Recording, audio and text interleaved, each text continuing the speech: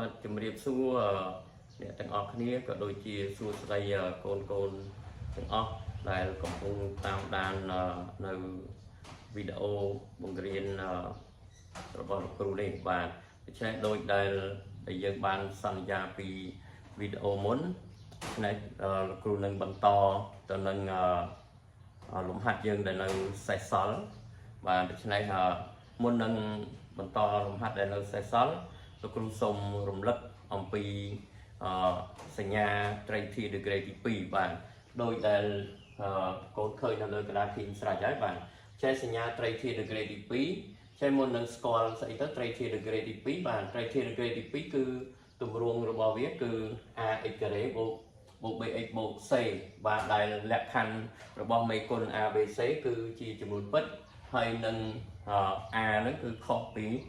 0បាទហើយក្នុងនោះយើងនឹងតាំង delta ដែលគេហៅថា discriminant របស់វាហ្នឹងស្មើនឹង b ការ៉េដល់ 4a ដល់ 4ac បាទឆ្នៃករណីទី1បើ delta របស់យើងធំជាង0នោះយើងឃើញថាត្រីធាតុរបស់យើងមានឫសពីរផ្សេងគ្នាជាចំនួនពិតដែលក្នុងនេះលោកគ្រូយក x1 តូចជាង x2 ដូច្នេះយើងនឹងបានតារាងសញ្ញាបាទតារាងសញ្ញាយើងឃើញថាបាទយើងរៀបលេខពីតូចទៅធំបាទ x1 តូចជាង x2 ដូច្នេះគ្រូរៀបហើយតែក្រោម x1 ហ្នឹងវាធ្វើឲ្យ s នៃ x របស់យើងស្មើនឹង0ដូច្នេះគ្រូដាក់0ក្រោម x2 ក៏អញ្ចឹងដែរចឹងមានន័យថាចន្លោះពី x1 ទៅ x2 ហ្នឹងគេហៅថាចន្លោះឫសឬក៏អ្នកខ្លះគេហៅថាក្នុងឫសដូច្នេះយើងចាំថាចន្លោះឫសហ្នឹងគឺសញ្ញាផ្ទុយពី a បាទចំណែកផ្សេងពីនោះដែលមានពីដកអាណន្តមកដល់ x1 ឬក៏ពី x2 ទៅបូកអាណន្តយើងហៅថាក្រៅឫសបាទដូច្នេះកូនត្រូវចាំថាក្រៅឫសមានសញ្ញាដូច a ចឹងនៅក្នុងករណីដែល delta ធំជាង0ឬក៏ត្រីធាតុរបស់យើងនឹងមានឫសពីរផ្សេងគ្នាជាចំនួនពិតបាទច្នេះកន្លែងនេះកូនត្រូវចាំឲ្យច្បាស់ដូច្នេះបើកូនចាំមិនច្បាស់ទេការអនុវត្តទៅលើការដោះស្រាយវិសម័យការត្រីធាតុវិសម័យការ degree ទី2កូននឹងខុសបាទឆ្នេះចូលបន្តមកទៀតករណីទី2បាទករណីទី2គឺករណីដែល delta របស់យើងស្មើនឹង0 delta ស្មើ0ក្នុងនោះយើងនឹងបានត្រីធាតុរបស់យើងមានឫសដប់ជាមានឫសដប់នេះលោកគ្រូនឹងយក x0 ជាឫសដប់របស់វាដូច្នេះយើងនឹងបានតារាងសញ្ញាដូចខាងក្រោមចេះដូចគ្នាដែរយើងឃើញថាឫសរបស់វាមានតែមួយទេគឺឫស x0 បាទគឺ x0 ដូច្នេះនៅពេលនេះគេអត់មានគិតខាងឆ្វេងខាងនេះទៀតទេអត់គិតចន្លោះឬឲ្យក្រៅឬទេបានន័យថាផ្សេងពី x0 ហ្នឹងគឺសញ្ញាដូច a បាទគឺផ្សេងពីនោះគឺសញ្ញាដូច a ដូច្នេះទាំងស្ដាំដៃ x0 ឆ្វេងដៃ x0 គឺសញ្ញាដូច a ទាំងអស់បាទចានេះជាករណីទី2ករណីដែល delta ស្មើនឹង0បាទមកករណីទៀតករណីទី3គឺ delta តូចជាង0ករណី delta តូចជាង0ត្រីធាតុរបស់យើងនៅពេលនេះគ្មានឫសទេនៅក្នុងសំណុំចំនួនពិតដូច្នេះការសិក្សាសញ្ញារបស់ត្រីធាតុ degree ទី2កូនត្រូវចាំឲ្យច្បាស់ថាគេសិក្សានៅក្នុងសំណុំចំនួនពិតគឺសំណុំ air ដូច្នេះនៅក្នុងករណីដែល delta តូចជាង0ត្រីធាតុគ្មានឫសទេចេះចាំកន្លែងហ្នឹងចេះបើត្រីធាតុគ្មានឫសយើងឃើញថាសញ្ញារបស់វាគឺដូច a ដូច្នេះអត់មានឫសទេអត់មានដាក់ x0 ដាក់ x អង x1 x2 អីទៀតទេចេះបានន័យថាអត់ទេពីដកអាណន្តទៅដល់បូកអាណន្តយើងយកបានសញ្ញាដូច a បាទដូច្នេះនេះគឺជាការរំលឹកអំពីសញ្ញាត្រីធាតុ degree ទី2បាទដូច្នេះជាបន្ទាប់មកទៀតនេះលោកគ្រូនឹងចាប់ផ្ដើមនៅអនុវត្តនៅលំហាត់របស់យើងដែលសល់ពីคลิปវីដេអូមុនបាទដូច្នេះសូមកូនតាមដានទស្សនាជាបន្តទៅទៀតបាទចឹងនៅក្នុងករណីនេះយើងនឹងសិក្សាទៅលើដែនកំណត់នៃអនុគមងាយដដែលបាទដែលនៅសេសសល់អាពណ៌ក្រហមហ្នឹងគឺសល់ពី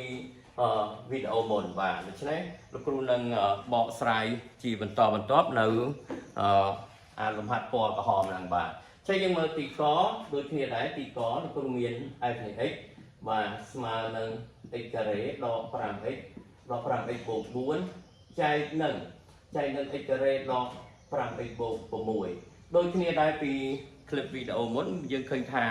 អនុគមរបស់យើងនេះជាអនុគមពភាគដូច្នេះពភាគមួយមានន័យលុះត្រាតែភាគបែងខុសពី0ដូច្នេះលោកគ្រូនៅតែប្រើពាក្យដដែលថា f មានន័យកាលណា F មានន័យកាលណាបាទចេះកាលណាយ៉ាងម៉េចឯណាភិបាយរបស់វាបាទគឺ x ការ៉េដក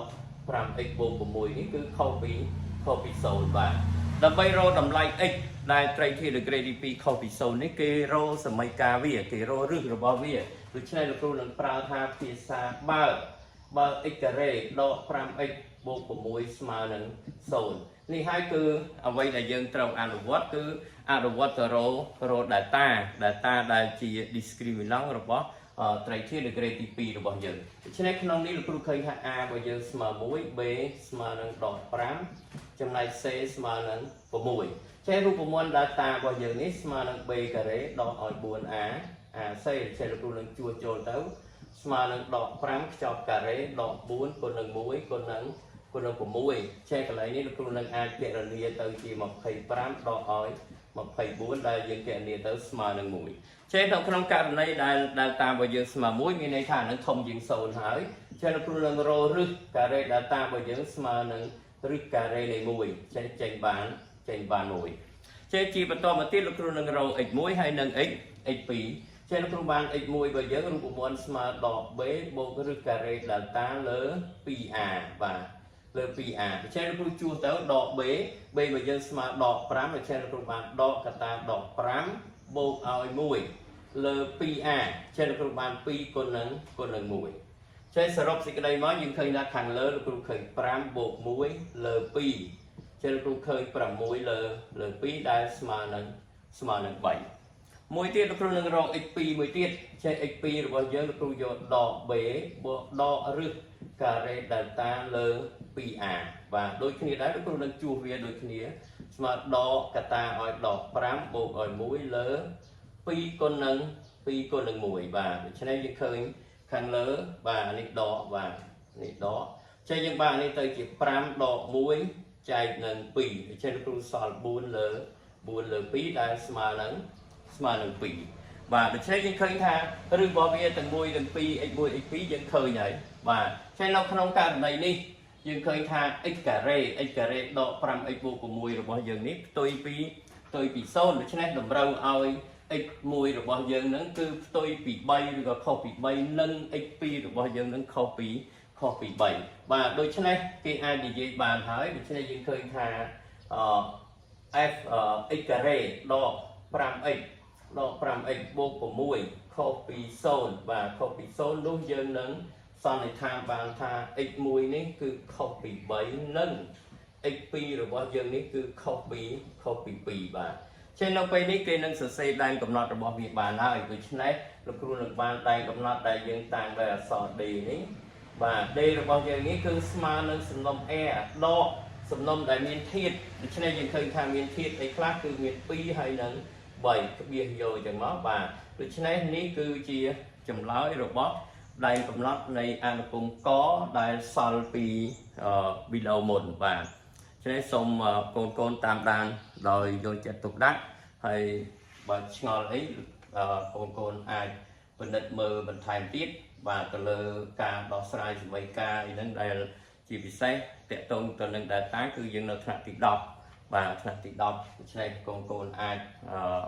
មើលវាឡើងវិញហើយបាទចេះសំណួរ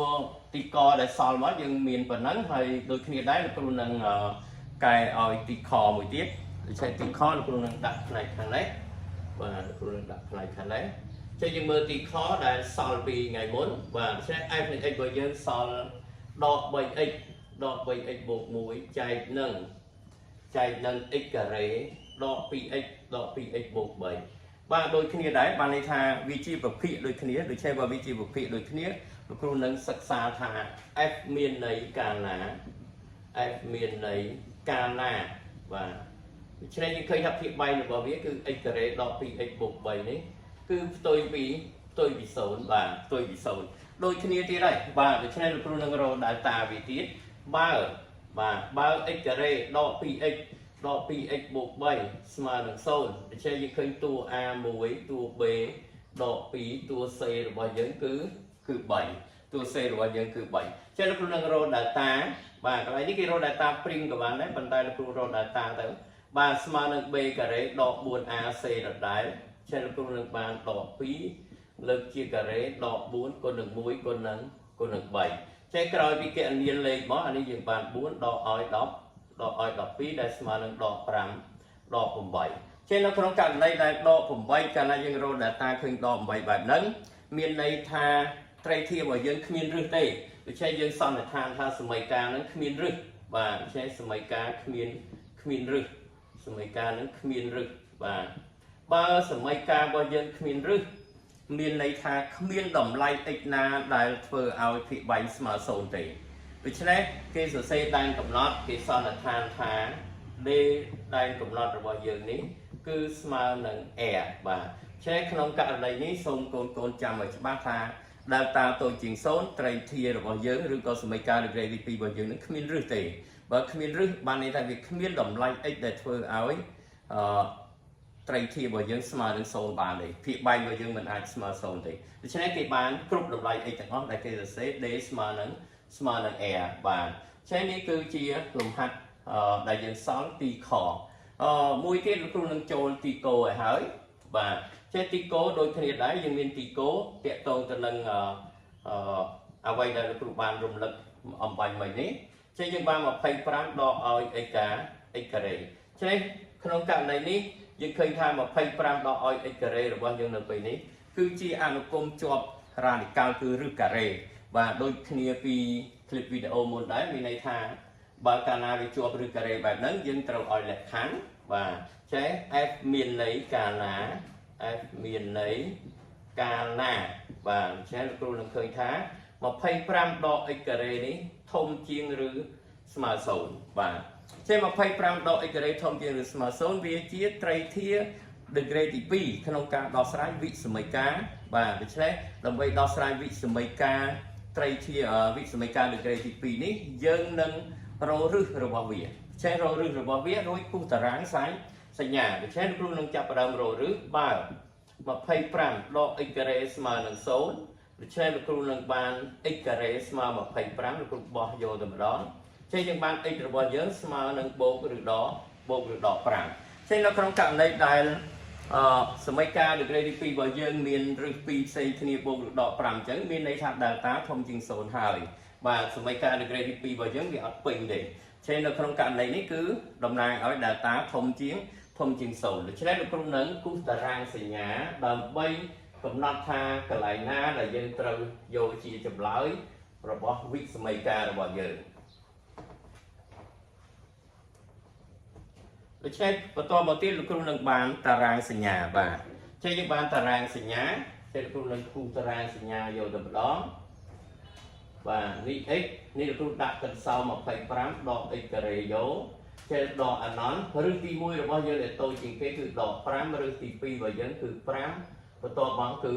បូកអាណនដូច្នេះកូនត្រូវរៀបលេខពីតូចទៅធំដូច្នេះក្រោម5នេះក្រោមដក5ហើយនឹង5នេះលោកគ្រូដាក់0បាទខាងនេះក៏0ដែរដូច្នេះដូចអ្វីដែលយើងបានរំលឹកនៅផ្នែកខាងមុនឃើញថាពីដក5ទៅ5នេះយើងហៅថាចន្លោះរឹសមានសញ្ញាផ្ទុយពី a សួរថា a របស់យើងស្មើប្រមាណនេះ a មេគុណមុខ x ការ៉េឆែមេគុណមុខ x ការ៉េរបស់យើងគឺដកឆែមានន័យថា a របស់យើងគឺសញ្ញាគឺអវិជ្ជមានឆែផ្ទុយពីដកគឺលោកគ្រូបានបូកចន្លោះរឹសនេះបាទចំណែកក្រៅរឹសនេះមានសញ្ញាដូចបាទមានសញ្ញាដូច a ដូច្នេះនៅក្នុងករណីនេះការសិក្សាទៅលើវិសមីការរបស់យើងគឺធំជាងឬស្មើ0ដូច្នេះក៏ធំជាងឬស្មើ0លោកគ្រូនឹងកំណត់យកចម្លើយបាទអច្ឆោតនេះលោកគ្រូយកជាចម្លើយរបស់វាចេះត្រូវទៅនឹងវិសមីការរបស់យើងដូច្នេះគេបាន x របស់យើងគេបាន x ដែលជាចម្លើយរបស់វិសមីការរបស់យើងគឺពីដក5ទៅ5បាទដូច្នេះដក5ក៏យក5ក៏យកដែរដូច្នេះនៅក្នុងករណីបន្តមកទៀតយើងត្រូវសរសេរដែនកំណត់ដូច្នេះគេបាន d ដែលជាដែនកំណត់របស់អនុគមរបស់យើងគឺសំណុំដែលមានធាតុពីដក5ទៅ5ដក5ក៏យក5ក៏យកបាទដូច្នេះនេះគឺជា